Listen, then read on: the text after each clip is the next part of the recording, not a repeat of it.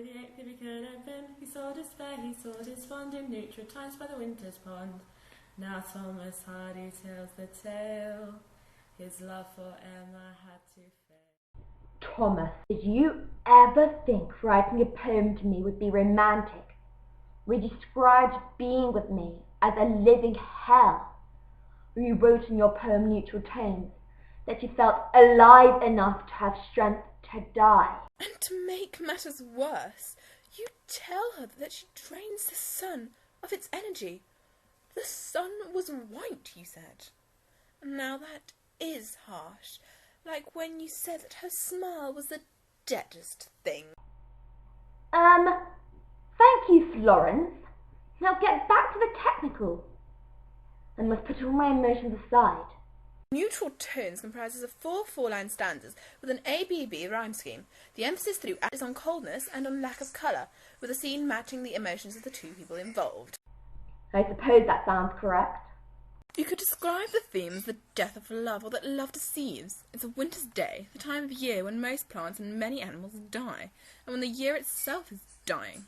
The sun is white, it's no longer burning with light or warmth.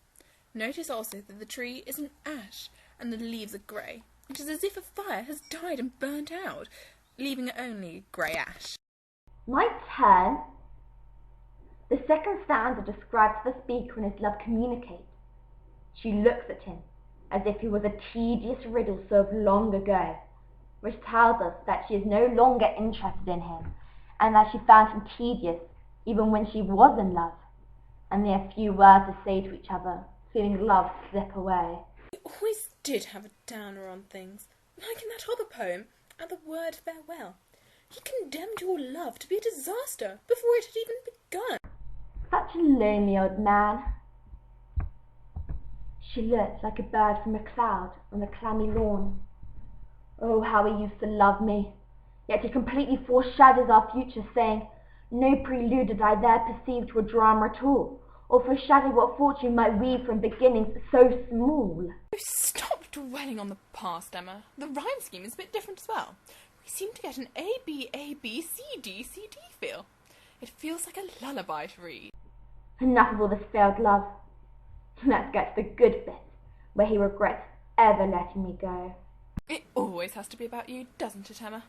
Very well. Thomas Hardy was a bore, so all his wives went out the door. It was his greatest fear to see them all disappear. But the old man made things worse by in his poems naming them a curse. The poem has to do with a woman who left suddenly through death. The speaker laments not only her loss, but the loss of the moment when he might have known she was leaving. Due to the fact he did not know she was leaving, he was not allowed the moment's significance or sorrow. He feels angry and annoyed.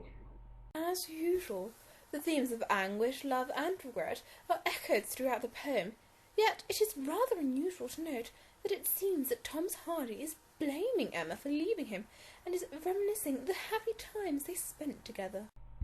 The title of the going suggests that Emma made a majestic departure from life.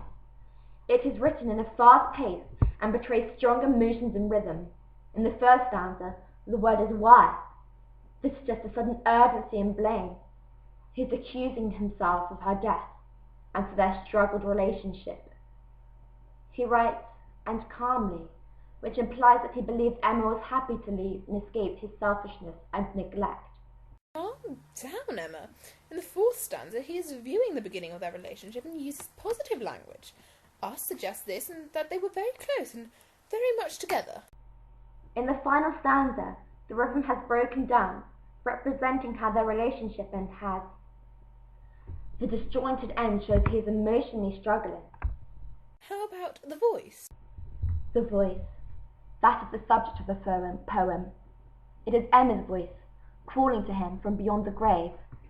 In death, she has changed back from that bitter woman who hated him, and now regards him as she did when they first knew each other.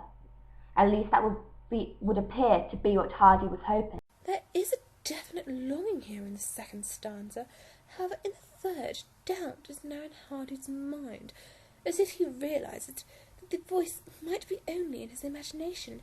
The only sound is that of the wind. In this poem, Thomas Hardy doesn't want to accept that his wife is gone. He uses soft, kind words like listlessness, and refuses to accept that she is now gone forever. Boring. Can we not talk about you now? I want to talk about something more interesting, like on the departure platform. Just because you're jealous, when the title is read, it brings an image of an end immediately. The atmosphere is then further developed to cast image of losing his love for good. Under the lamplight, fitful glowers, and down that diminishing platform.